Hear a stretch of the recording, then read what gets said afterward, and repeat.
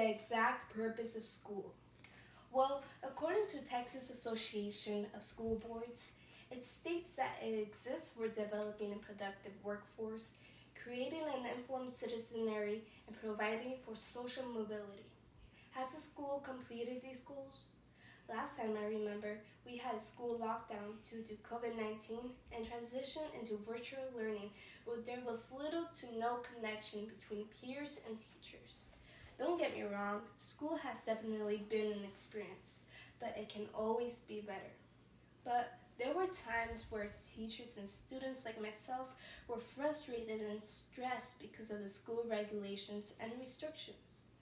Today, I will discuss why the school system is flawed through the curriculum, grading system, and salaries. And these are ideas to improve the school system. So, the problem here is that students are not prepared to their full potential after high school, and public schools don't offer the full-rounded and informative education we need.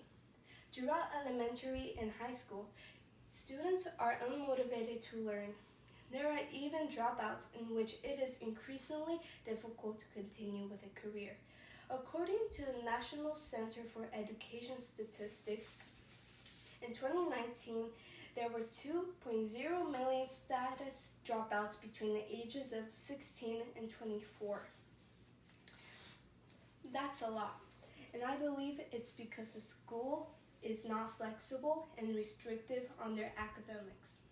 There are all kinds of students with different personalities. Some are extroverted or introverted, and not all have the same interest. I do enjoy basic math, but please, anything above Algebra 2 is not relevant for the career that I'm pursuing.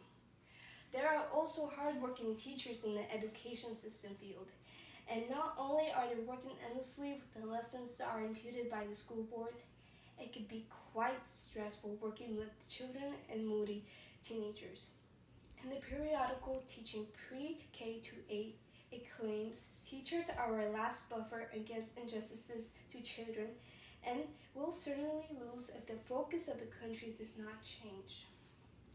Parents are not nurturing and raising their children, which creates a higher chance for their children to develop bad behavior and affects the relationship between peers and teachers in the classroom environment.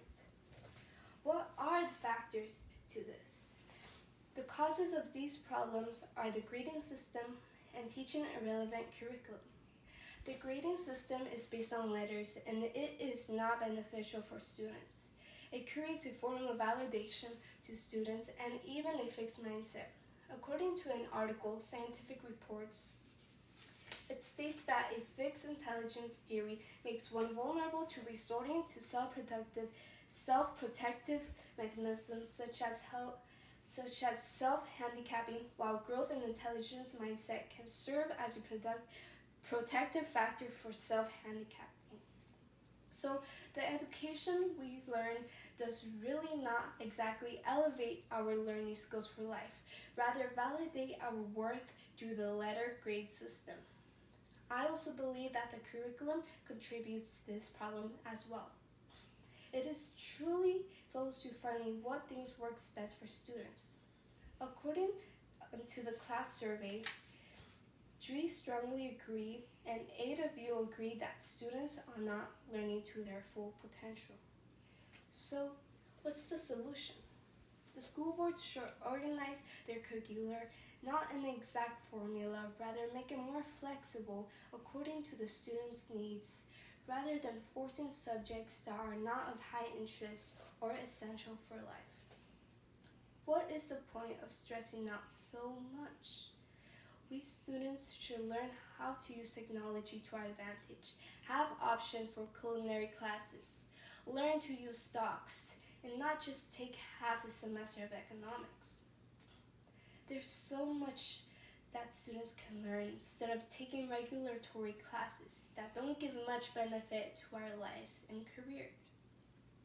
Maybe it's easier to organize within the system, but I think that the school boards need to prioritize on making sure students are well prepared for the rest of their lives. The government should raise the salaries of the teachers. It's not easy being a teacher, teaching around 8 hours, not mentioning the preparation lessons before class. Also, there's students who are not well-mannered and do not follow the rules, which makes it more stressful for teachers. In other states, some need other jobs to support their personal life. It claims in an article from Time magazine, The Life of an American Teacher, that the country's roughly 3.2 million full-time public school teachers are experiencing some of the worst stagnation of any profession, earning less on average than they did in 1990.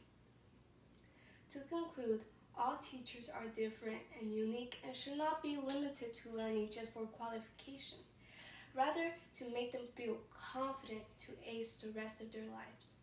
And teachers contribute a huge role into these students' academic lives. So it's important to make sure they are well-intentioned with high expectations. Overall, the school system is flawed through the grading system, the curriculum, and the salaries of teachers.